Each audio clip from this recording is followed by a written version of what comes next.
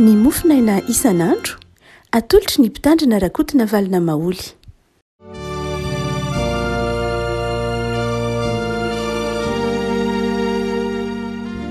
Falimirava tsika riavako malala tratra ity zoma fa 7 ny volana May ity. Ny mofinaina voalahatra ho antsika anio dia ny jauna toko 7. Jauna toko 7 andininy 7 ka hatramin'ny 5. Jauna toko 7 andininy 7 ka hatramin'ny 5. Fakitsika amin'ny anaran'i Jesosy zany mofinaina izany riavako. Nikodemosy namaly ka nanao taminy hoe atao ahoana no ahatonga izany zavatra izany. Jesosy namaly ka nanao taminy hoe ianao va ny mpampianatra ny Israely ka tsy mahalala izany zavatra izany. Lazaiko aminao marina dia marina tokoa. Izay fantatray no lazainay ary izay hitanay no ambaranay. Nefa ny fanambaranay tsy iraisinareo. Raha ny zavatra ety an-tany aza no lazaiko taminareo ka tsy henonareo, ahoana no henonareo raha milaza aminareo ny zavatra any an-danitra? Ary tsy nisy niakatra ho any an-danitra afa-tsy ilay nidina avy tany an-danitra teny zanak'olona izay any an-danitra. Ary tahaka ny nanandratany Mose sy ny menarana tany anefitra no tsy maintsy hanandratana ny zanak'olona mba hanana fiainana mandrakizay izay rehetra mino azy. Ray masino, manamasinana ny fahamarinana ny teninao no fahamarinana. Amen. Ny andininy 7 sy ny 5 entina mampahelanao riavana. Ary tahaka ny nanandratany Mose sy ny menarana tany anefitra no tsy maintsy hanandratana ny zanak'olona mba hanana fiainana mandrakizay izay rehetra mino azy. Eto ravako malala dia dinidinika ny fanaovan'ny Jesosy tamin'ny Nikodemosy. Nikodemosy izay mpahay lalàna, mpampianatra, raha azo lazaina dia mpampianatra no université raha tarafina amin'izao andrinantsika izao no miresaka amin'i Jesosy eto. Ary hitantsika amin'ny alalan'ny ady hevitra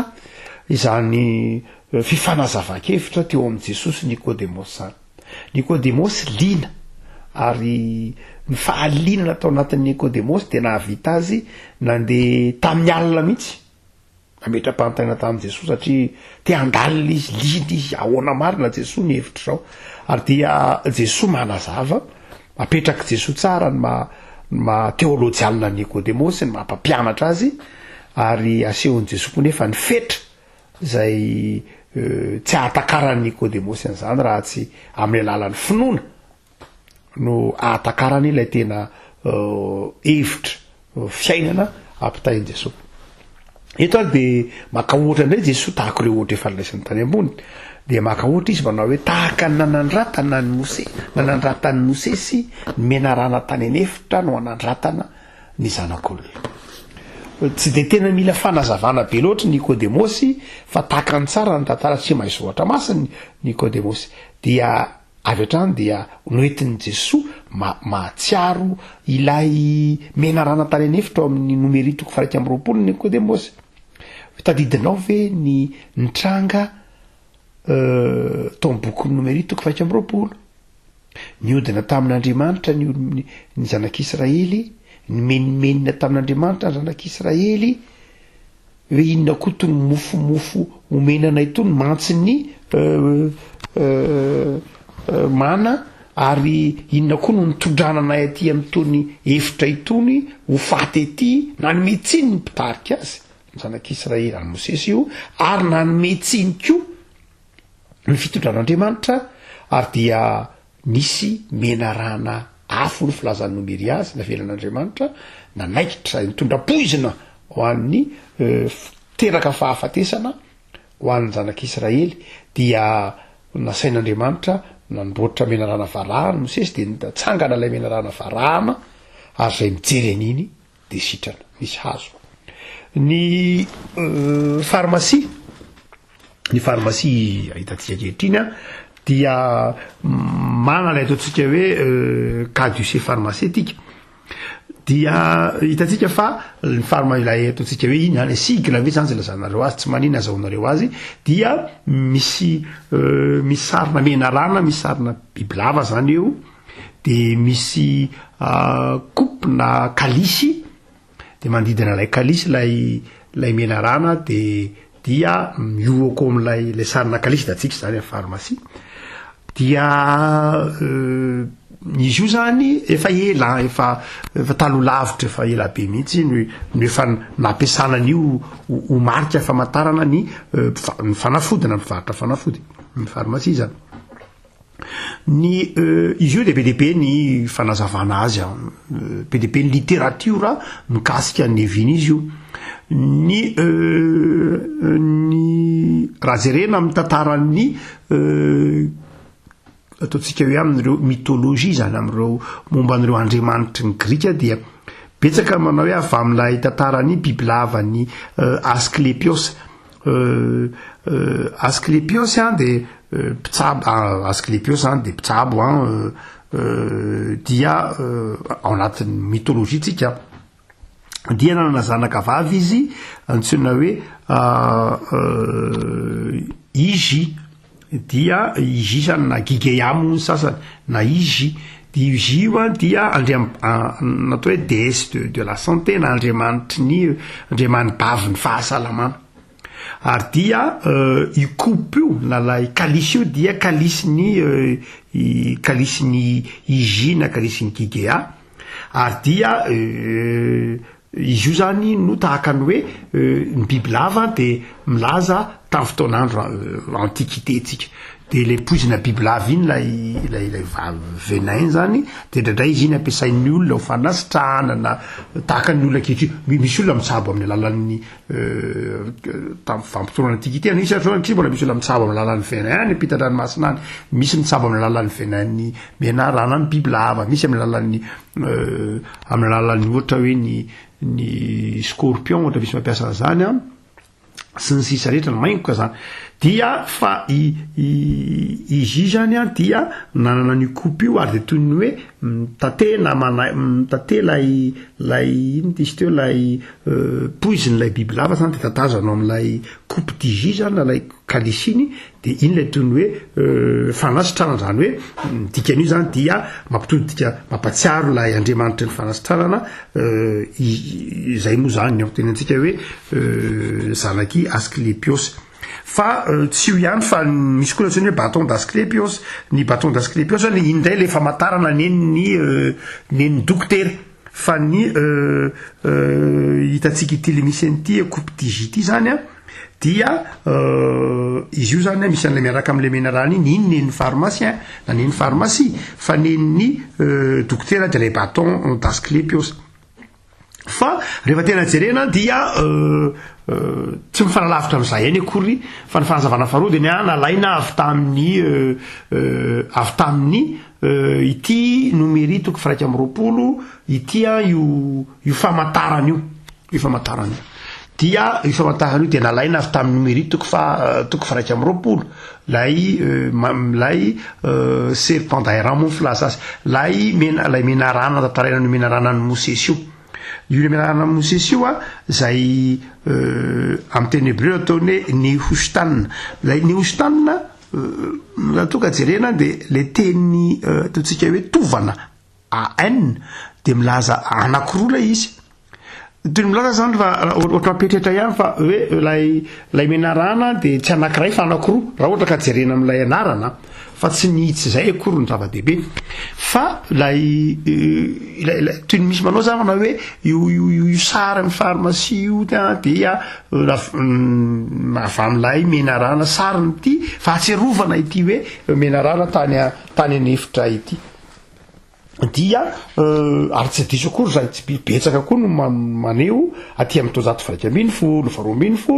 amin'ny tantara vanim-potoana antsika dia manazava an'izay ny hoe io mariky ny pharmacie io dia avy amin'ilay tsy avy amin'ilay coupe-ny Izy akory fa avy amin'ny famantarana lay menarana tany anefitra arak'izany dia zay natokany hoe tateorina dia rasina niny taloha tsisy an'iny le azo fijaliana maitsomaitso iny ny pharmacie fa votateorina zany vao natao hoe ho an'ny tany teny frantsay io zany de nalaina lay coupe digi zany a de natao tao afovoany lay azo fijaliana maitsomaitso tany ambony lohany izy io menamena ny croix rouge moa no tatorina natao aoka no croix rouge ihany a to 720 no atao menamena fa lasa an'ny croix rouge manokana ny loko ny azo fijaliana mena dia nanomboka teo ny pharmacie dia hoe tsy nampiasa ny azo fijaliana mena fa nampiasa ny azo fijaliana maitso de manambarany hoe zava-maniry hoe ny fanafody dia avy amin'ny zava-maniry dia zay natonga an'izy hoe azo fijaliana maitso tsy nampiasaina fotsiny ny mena satria fa lasa ny croix rouge ny mena dia ny croix verte ndray zany nampiasain'ny pharmacien dia nataony teo am'ilay croix verte iny teo ampovoany teo lay marika famantarana efa nahazatra zany hoe ny azo fijaliana de manambara mihitsy ny maha-kristianina manambara ny maha-kristianina ary tsy diso aty amin'ny taona 2020 sy 790 no azo lazaina hoe tena nanambarana mihitsy zany fa de io ny sigle ny pharmacie aty amin'ny tany frantsay dia io maitsomaitso io zany de misy io sariny lay ataontsika hoe menarana na le bibilava zay miondrika eo am'ilay coupe digi dia misy eo afovoan'iny eo afovoan'le azo fijaliana ny misy azy tony mampatsiaro itony teny tony a no hoe tenin'i Jesosy manao hoe tahaka ny nanandratany mosesiny menaka anaty ranevitra no tsy maintsy nanandratana ny zanak'olona mba hanana fiainana mandrakizay zay rehetra mino azy tsy hatra ihany zany satria mampatsiaro antsika zavatra hitantsika davanandro fa eto Jesosy zany de miteny manao hoe mitondra Nicodemus zany izy atsiaro manao hoe zao a ny zanak'olona de tsy maintsy asandratra tahaka nanandratany Mosesy aniny menarany inona zany zavatra tiany tsotra masiny teo ampitaina amintsika voalohany de zao ao amin'i Jesosy no misy ny fanasitranana zay indikany voalohany io ao amin'i Jesosy no misy ny fanasitranana ho Jesosy manao hoe tahaka nanandratana ny Mosesy tahaka nanandratany Mosesy ny menarana Jesosy ny teny hoe izy le menarana tsy zay loatra fa izy manao hoe tahaka nanandratany Mosesy ny menarana zany hoe maneho sary zany Jesosy hoe tsy afa-tsy akory fa ilay menarana zay nasandratry Mosesy iny dia tsy afa-tsy akory fa tandindony Jesosy iny ary Jesosy koa de zao asandratra mba ho hita Jesosy niakatra ny akany an-danitra ka hitan'ny olona rehetra Jesosy nitsangana tamin'ny maty Jesosy nombona atao amin'ny azo fijaliana reny endrika nanandratana an' Jesosy dia izay mijery an' Jesosy de sitrany ohatsika manao hoe nitiany Jesosy ho ampitaina amin'ny Nicodemus zany de zao manao hoe ao amin'i Jesosy no misy ny fanasitranana Jesosy zany ny tena fanasitranana ary everiko fa tsy kisendrasendra ny sigle ny pharmacie ny hoe misy azo fijaliana eo de eo ny ilay resantsika hoe coupe digi zany hoe lay fanafody le coupe digi de le fanafody iny le fanafody tsy le serpent tsy le bibilava iny tsy de liny loatra fa le hoe le venin lay poiziny le bibilava ny fanafody de tatazany lay coupe ny igi de zay fotsiny saingy tsy zay ny lehibe indrindra fa lay azo fijaliana eo toy ny milaza zany raha jerena amin'ny solomaso kristianina raha jerena amin'ny solomaso kristianina de ny hoe ny tena fanasitranana ange de zao hoe ny azo fijalian'i Kristy ny tena fanafody io le fanafody io le fanafody io lay coupe zany io le fanafody io fa ny tena fanafody de le azo fijalian'i Kristy lay Kristy zany ny tena mpanjininao mety tsy tao an-tsain'ireo olona nanao zany sigle zany amin'ny taona 2020 fa ho atsika mamaky zany de ho tsika manao hoe ny azo fijalian' Jesosy ny tena fanasitranana. Atao ny fanafody hoanina ny fanafody, fa fanafody hoanina amin'ny anaran'i Jesosy, fanafody hoanina amin'ny alalan'ny fimpanjinana ny Kristy. Ka raha ohatra zany ny olona ka manatina farmasia dia aza donona koa fa aza manatina farmasia fe manatina farmasia fa manatina ny azo fijalian'i Kristy koa ianao. Eo amin'ny varavaran'ny farmasia eo jereo fa misy azo fijaliana zany eo. Any amin'ny varavaran'ny hôpitaly tsisy an'izany a. Na any amin'ny médecin zany hôpitaly mpanjakana na dispensera mpanjakana eny misy croix rouge any indraindray na ny ambulance, fa rehefa mividy fanafody ianao dia misy azo fijaliana foana hitanao eo,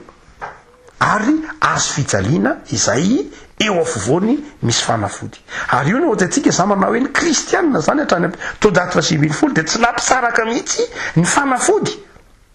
sy ny azo fijalian'i Kristy.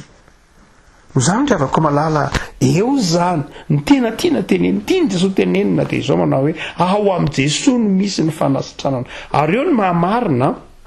ny slogan lay fiangonana lay hôpitaly loteranina manao hoe zay ange mitsabo hoe fa Jesosy manasitrana. Ry avako malala zay ny tenin'i Jesosy eto mazava io, tahaka ny nanandratany Mosesy sy ny mena rano any anefitra no nandratana ny zanak'olona. Tika zany Jesosy ny tena fanasitranana. Fa toy izany ry avako malala ny tompony ampahery ianao fa raha mibanjana ny Jesosy ianao ny fanafody eo, fa ny fanafody izay ao anatin'ny fibanjinantsika ny Kristy, zay ny tena zava-dehibe. Banjiny ny azo fijalian'i Kristy ao amin'ny Kristy fa manasitrana izy. Fa ny faharoa dikany eo andininy io dia izao raha miverina makany amin'ny numéro 720 isika dia ahita lay mampatsiaro lay fiodinany, lay fiodinana zanak'Israely, lay endrika fiodinana hoe tsy mifanekena ny sitrapon'Andriamanitra, be dido, manamary tena, miseho mahay noho ny fahaizan'Andriamanitra, miavonavona amin'Andriamanitra, tsy manaiky ny sitrapon'Andriamanitra, inona koa arty nataonao Andriamanitra, mikomy, zany rehetra dia hita ao amin'ny numerito 20 io. Ary dia izay no natonga n'ilay aretina. Lay aretina zany dia aretin'ny fikomiana, zay ny dikan'io aretina io, aretin'ny fikomiana io. Tsy hoe aretina tonga ho azy io, fa aretin'ny fikomiana, aretin'ny amafisam-po, aretim-panahy zay aretin'ny fanamarina tena, aretin'ny fitiavana tsy fanekena ny sitrapon'Andriamanitra, avonavona mihitsy aza manoloana ny fandaharan'Andriamanitra hoe sinona koa Andriamanitra nitondranao anay ety. Ary indrindra raha lay fanomezan'Andriamanitra tsy niavina, any anefitra ianao omen'Andriamanitra mana dia mbola aminao inona koa tony mofomofo tony, any fanambanina mihitsy ny fameloman'Andriamanitra sy ny tanan'Andriamanitra. Dia izay no natonga n'ilay aretina. Marazy zany zao tontolo zao,